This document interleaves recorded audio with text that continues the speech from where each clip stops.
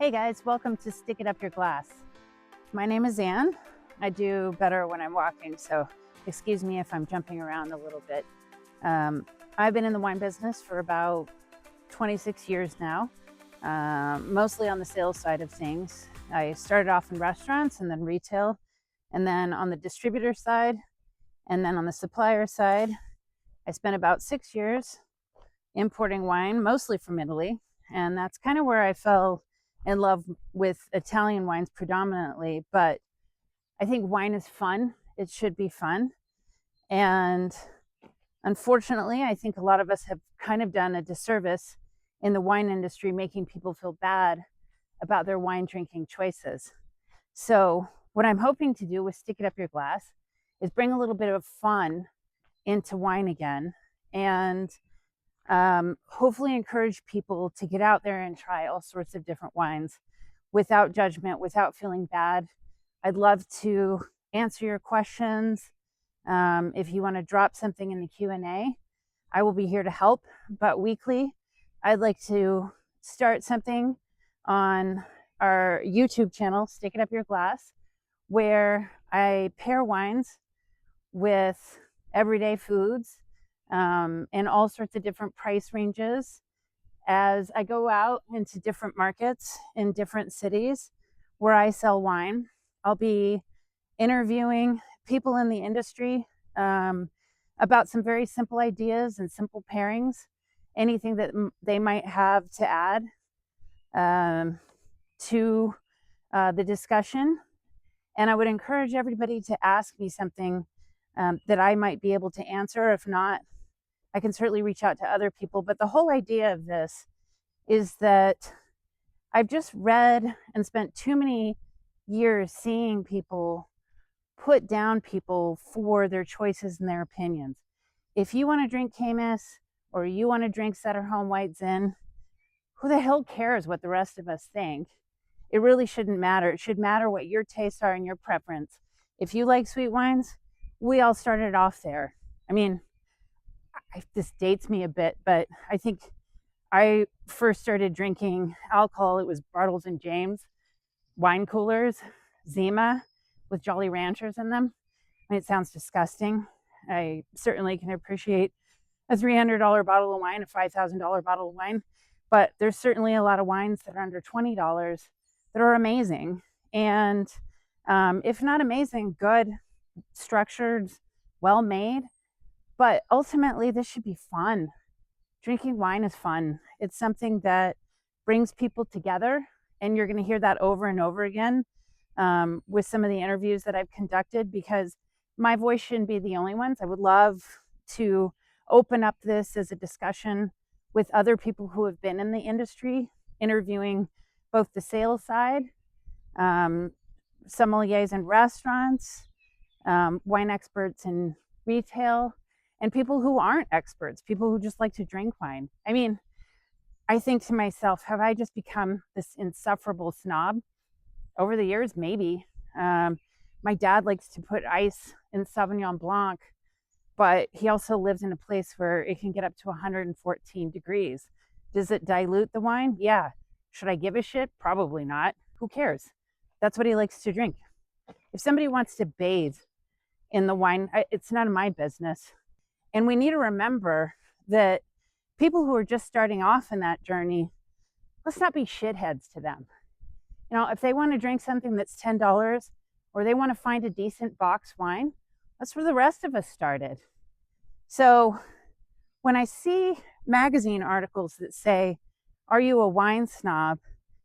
And then everybody's pounding on the people who are ordering wine or talking about their wine story or their wine journey, and we're talking down to them about how we don't want to hear about their trip to Italy, or we don't care that they like one wine or the other, or people suggest something to them and we roll their eyes. Let's cut that out. I think that needs to be done.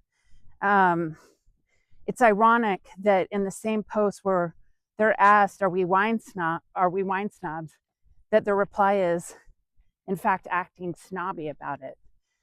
So let's embrace people's journey in wine. And with that said, I want to encourage people to reach out. Who the hell am I to answer these questions? Well, in addition to 26 years, I have a diploma from the WSET. WSET, as some people might say, but that's the Wine and Spirits Education Trust, and that is a institution that started in England. The diploma is awarded to roughly 180 people globally a year.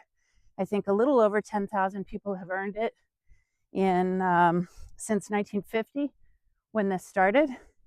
And for me, this is something that it took me years to earn, studying in all sorts of different manners. Hi, how are you? Studying wine in all sorts of different facets. It took me about 6 years from beginning to end to earn this degree. Lots of failure and ultimately success. But I think because of that, I have a unique perspective. I've sold wine from all over the world, work with people in every facets of this business. And keep in mind that there are thousands of people in the wine industry, importers who are bringing wine to you from a different country, distributors who are in the US who are presenting wine to various restaurants who kind of funnel all the wine that's brought in from other countries and from different wine regions, even in America, to the restaurant or the retailer, your restaurant and retailer who is then suggesting the wine to you. And so with this system, that's just the people involved of the selling and the presenting. Then you have the winemaker, you have the vineyard managers, you have the people who own the winery, you have the families that represent them or the workers that represent them, you have the people who pick the grapes, you have administrators, accountants, support staff. All of these people touch a bottle of wine before it gets to you, which is associated with cost. But at the end of the day, let's not pan any wine because it might not be our preference, because somebody crafted that, somebody made that product. And when we look at the rating systems, I suppose it's just as good a system as any to give guidance to people, but ultimately it's a particular person's opinion. And so I think we look at something that gets, an 80 or an 85 rating, and we say, well, that's not that great. And if you put a shelf talker, that little symbol that's on the retail underneath a bottle of wine, and you say, okay, well, that's a B. I think that I'll just find the wines that are an A. What's an A in somebody's opinion? And honestly, a B rating. I mean, would have been happy with some of my classes in college if I got a B plus, especially electrical physics, excuse me. God, that was awful. I would have been happy with a B plus. And oftentimes, for a daily glass of wine or something that you're going to drink with a pizza, I mean, a B is fine. A B is good. So when you go to your local store, find somebody who gives you recommendations that really put some thought into it. And if that store doesn't do it, go to another store, because ultimately these people can give you some good ideas. They've tried these wines, and that's how they get into the store a lot of times, is that a distributor rep or somebody will bring in a wine for them to taste, and they'll evaluate it and think, okay, there's a good reason for this to be in the store.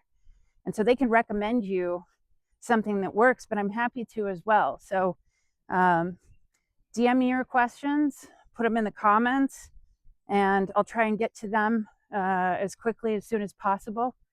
And let's begin this journey. Let's have fun with wine again. Wine is fun. So thanks for listening, guys. Have a great day.